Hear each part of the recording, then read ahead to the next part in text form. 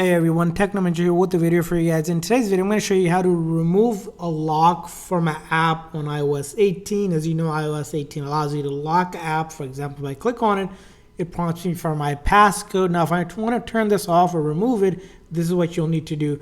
So first thing is exit out of it by swiping up. You're going to want to press and hold on that app that's locked that you want to remove the lock from, and it will say don't require passcode. So we're going to click that option. And it's going to ask you to basically put your phone's passcode. So I'm going to go ahead and put that on.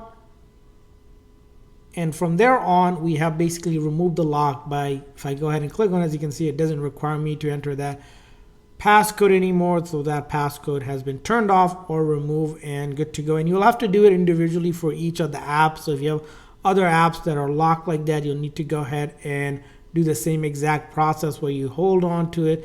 And then, after you have done that, basically it will say require lock. That means the lock has been removed. But you'll have to do it individually for each of the app. I haven't found a setting where you can just toggle them off besides doing this method.